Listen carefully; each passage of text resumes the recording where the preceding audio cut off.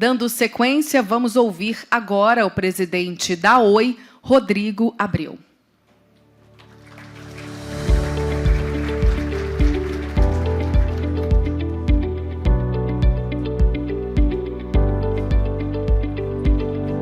Bom dia, pessoal. Vocês vão ver que vocês vão ouvir, na verdade, o Cadu quis o destino que, na véspera do painel, eu pegasse uma laringite e ficasse impossibilitado de falar. Mas é um prazer estar aqui com todos. Para nós é um momento muito especial de transformação e a gente acredita que vai contribuir também com a transformação do setor. Como o Mário estava brincando ali, se fosse no metaverso eu poderia botar o meu avatar para falar, mas a gente ainda não está lá, então felizmente eu tenho um time muito competente.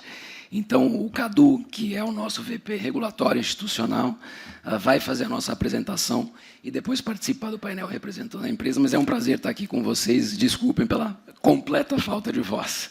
Obrigado, gente.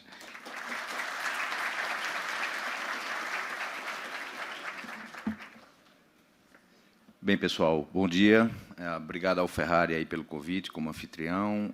Cumprimento o Baigorre, na pessoa do Baigorre, todas as autoridades aqui presentes.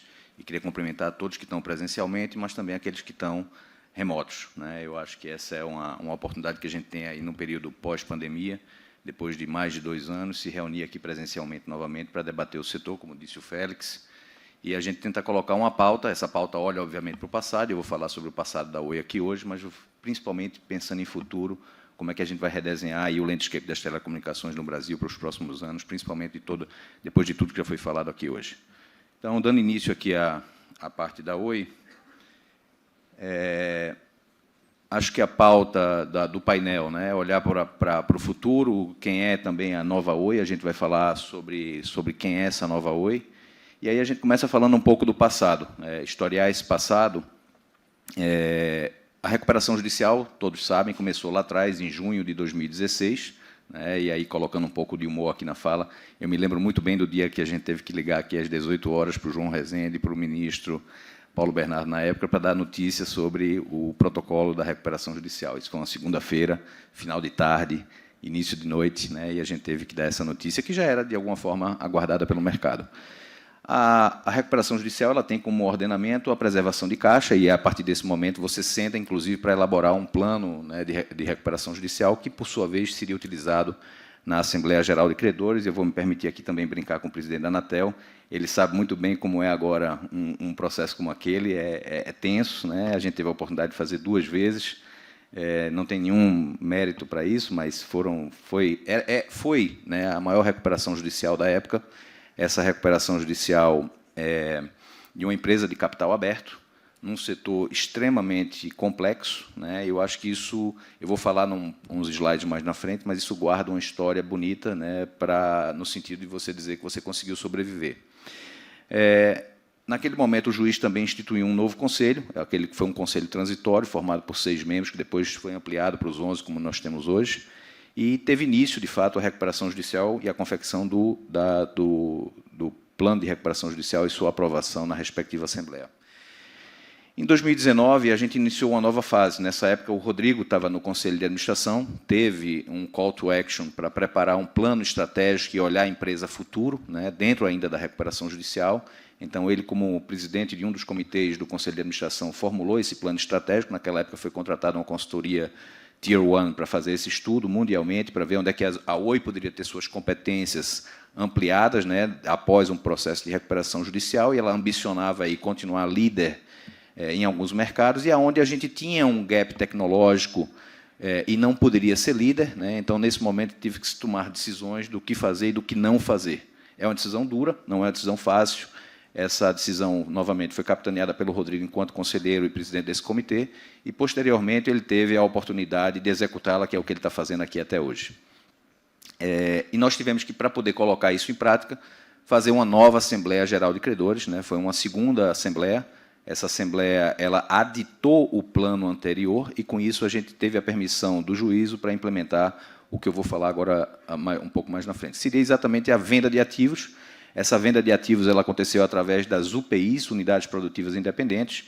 A Oi Móvel foi uma dessas unidades, a Vital foi uma dessas unidades, e a gente, então, teve a aquiescência do juiz para fazer essa alienação desses ativos e, obviamente, corresponder àquilo que seria o plano de recuperação, a execução do plano de recuperação judicial da Oi.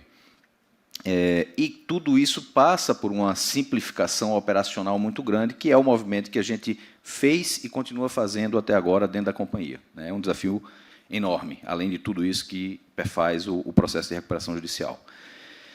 Aí vem a fase 3. Essa fase 3 é a implementação desse novo plano estratégico. Eu acho que todo mundo aqui conhece bem, isso esteve amplificadamente na mídia, que foi a consolidação da venda das operações, a venda da Oi Móvel. A gente continua no mercado como Oi, mas a gente, sim, saiu do mercado móvel com a venda da Móvel.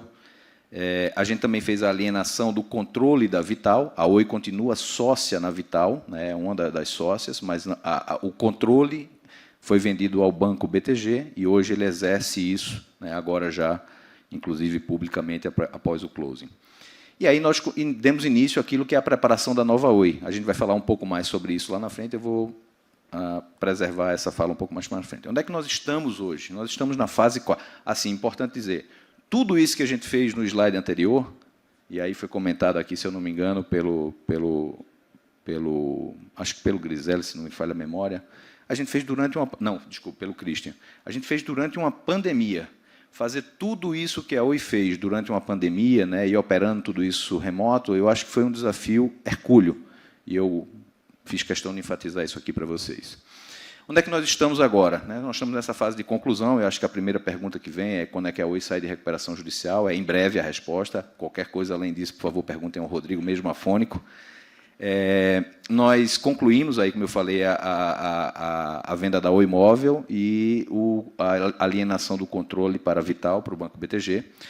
Importante dizer, eu acho que já foi falado aqui hoje, mas nós quitamos integralmente o BNDES, e fizemos isso já usando a nova lei de falências, então isso é um marco inédito para as recuperações judiciais no Brasil, principalmente aquelas na proporção da Oi.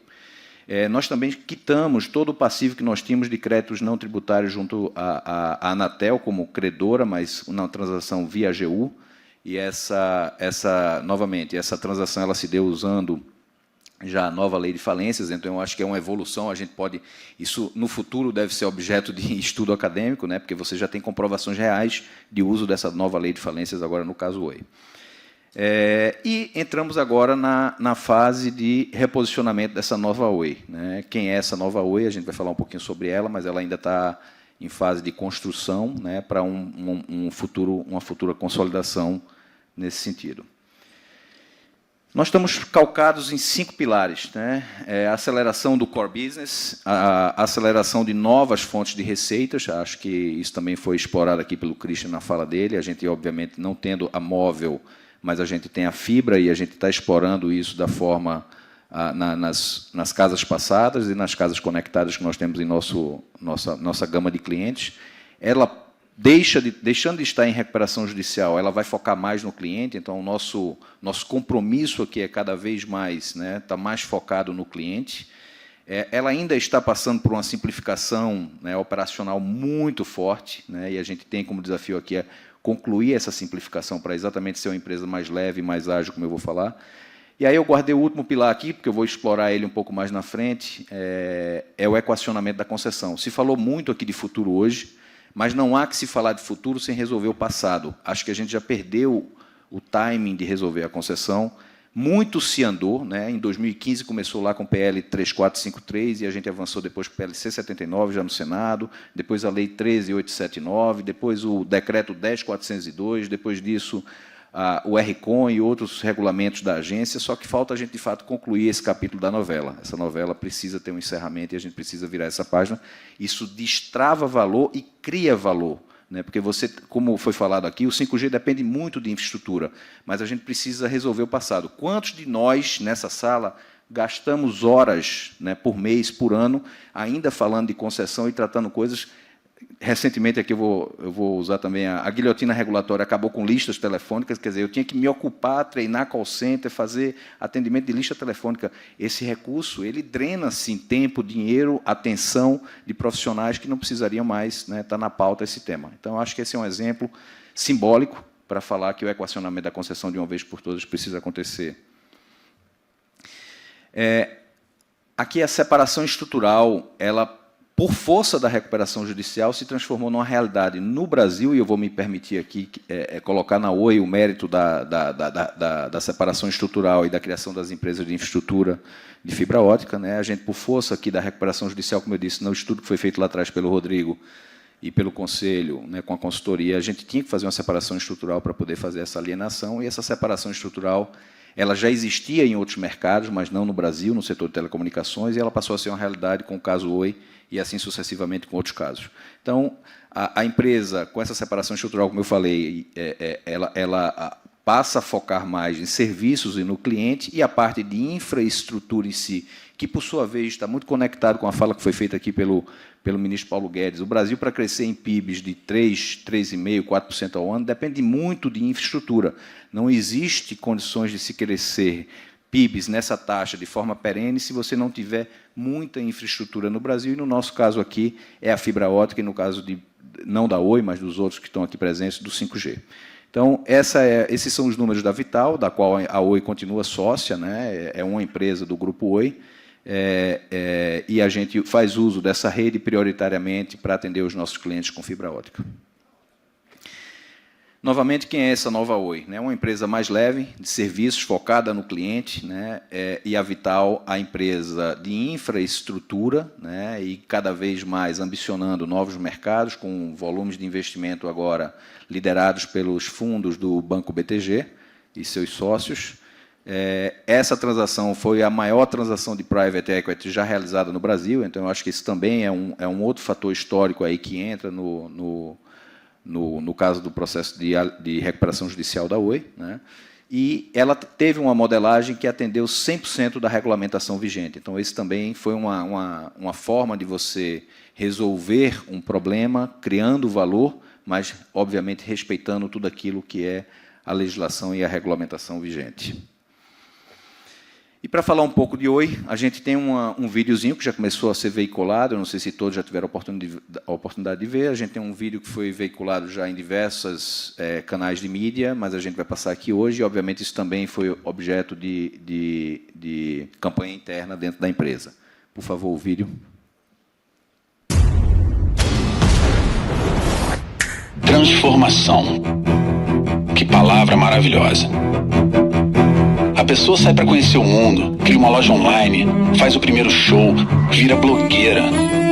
Para acompanhar tanta mudança, a Oi precisou se transformar também, por nós e por você.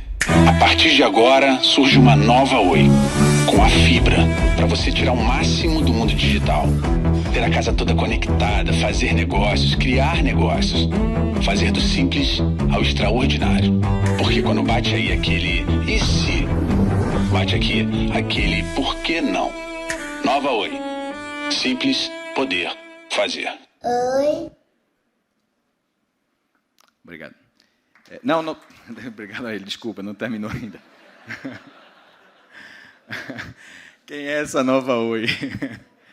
Essa nova Oi é uma empresa de faturamento na ordem de 10 bilhões de reais. Nós também temos aqui, apesar de ser uma empresa asset light, investimentos da ordem de 2 bilhões de reais para esse reposicionamento, né? A gente vai falar um pouco, eu vou dar exemplos aqui disso. Por exemplo, novas tecnologias que a gente vai atender o cliente, mas principalmente, por exemplo, no caso do B2B, né, do Oi Soluções. É uma empresa que tem 16 milhões de clientes e ela continua trabalhando em todos os segmentos da economia, né? Desde de pessoa física a pessoa jurídica, nos seus diversos segmentos. É uma empresa focada, como eu falei agora há pouco, em serviços. E, do outro lado, a Vital, né, a planta da Vital, a gente explora um footprint aí de aproximadamente 16 milhões de casas passadas, e esse número tende a crescer. Existe um plano estratégico da Vital que está sendo colocado em curso, esses números já foram falados publicamente. Nós temos hoje já cerca de 30% do market share, somos líderes em mais de 17 UFs, né, e temos crescido, aí, apesar da pandemia, em taxas acima de 100% ao ano de crescimento. Temos hoje 4 milhões de casas conectadas.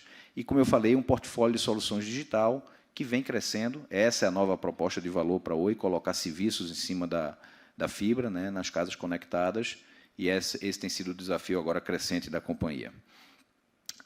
No caso do B2B, né, o nosso segmento para atendimento de empresas e governo, é o Oi Soluções, é a Oi Soluções, e ela também vem se reposicionando com um novo portfólio de produtos e serviços, né, principalmente agora voltados para TIC, onde você vai além da questão da conectividade e vai para a parte de TI.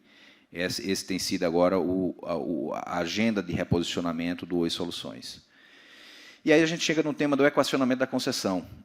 Esse é um tema, como eu falei, que a gente tem que virar a página. A Oi, lá atrás, quando participou do processo de privatização, as empresas que estão hoje como concessões nas áreas da região 1 e 2, né, o Grupo Oi, a gente teve um investimento massivo ali nos primeiros anos para atender aquilo que seria o desafio do lançamento da móvel e da longa distância nacional, e, obviamente, tinha ali uma trajetória que deveria ser permeada ainda de forma neutropositiva, né, na sua trajetória de fluxo de caixa e de retorno para os acionistas até 2025. Isso não aconteceu. Em 2016, no caso das empresas do Grupo Oi, isso se transformou em fluxo de caixa negativo, e a gente hoje tem o desafio, né, de equacionar essa concessão, e eu vou falar um pouco mais na frente, né, de forma antecipada aquilo que seria a adaptação do modelo. Então, esse é o desafio. É um desafio que a gente já vem discutindo com o regulador. Ele depende majoritariamente de uma agenda infralegal, né, tanto da Anatel quanto do Ministério das Comunicações, no limite, mas teria, sim, alguma coisa que seria além da agenda infralegal, mas o destaque aqui seria para o que estaria no escopo de atuação tanto da Anatel quanto do Ministério das Comunicações. Aqui, reforçando mais uma vez a questão da atratividade que existia no STFC, né, no Serviço Telefônico Fixo Comutado, ele, com a substituição tecnológica que houve, né, tanto por parte do SMP, da voz do SMP, que passou a substituir aquilo que era a utilização da voz fixa, mas agora, mais recentemente, pelo uso de aplicativos. Todos nós aqui temos o hábito agora de ligar via um OTT, né? Então, essa substituição fixo móvel e fixo dados é o que acabou com aquilo que era a atratividade do STFC. Entretanto, todavia, contudo, as obrigações não seguiram a mesma trajetória, e então nós temos essa assimetria aí que gera aquele fluxo de caixa negativo que eu mostrei no slide anterior. Então, o pedido da Oi, né, e ela tem apresentado manifestações formais dentro de todos os processos na Anatel e, eventualmente, em qualquer outra consulta pública que ela possa registrar, para a gente fazer o equacionamento da concessão, que eu exploro um pouco mais nesse outro slide. Então, o equacionamento da concessão a gente classifica como uma terceira via, né, em relação à adaptação do modelo e à arbitragem. Isso tem que acontecer de forma precedente, né, à adaptação do modelo. E a adaptação do modelo, por si só, não resolve tudo, né, e não pode ser tardiamente. Então, nosso pedido tem sido de que esse equacionamento ele se dê de forma imediata. Isso estaria, em boa parte, como eu falei, dentro de uma agenda infralegal da agência. E todos esses processos, na verdade, eles são convergentes. Eles, lá na frente, eles se somam, né, e resolvem, como eu disse, vira a página do STFC de uma vez por todas. Na pauta ESG, a Oi também teve, aí, apesar de todo esse movimento do processo de recuperação judicial, a manutenção da sua agenda ESG, tanto na frente ambiental quanto energética, mas, principalmente, e o destaque nosso aqui, vem na educação. A manutenção do Oi Futuro, né, que é o nosso Instituto de Educação e Cultura, ele foi mantido, e a gente tem, sim, hoje, inclusive, um Oi Futuro revigorado, renovado, com uma pauta muito mais focada em educação e cultura, mas principalmente educação. Não sei se todos conhecem, mas nós temos dois polos de excelência, um no Rio de Janeiro e outro em Recife, que é o NAVE, atendendo alunos do ensino público, e a gente usa isso como referência para outros programas que o Oi Futuro também faz. E, por último, né, a agenda do que seria aqui o painel, né? A gente acredita, sim, né, saímos orgulhosos dessa história da Oi. Ela se confunde com aquilo que foi, né, o movimento, como eu falei, de privatização lá atrás, dada a abrangência de atendimento da Oi, né, no Brasil. A gente tem, sim, uma forte agenda aí no equacionamento da concessão e na conclusão da adaptação do modelo do STFC. Mas a Oi segue de forma inovadora, né? Ela segue agora numa pauta em cima da fibra ótica, usando bastante infraestrutura, que também vai ser utilizada pelo 5G, mas ela continua aí revigorada agora e, em breve, fora do seu processo de recuperação judicial. Era isso. Muito obrigado.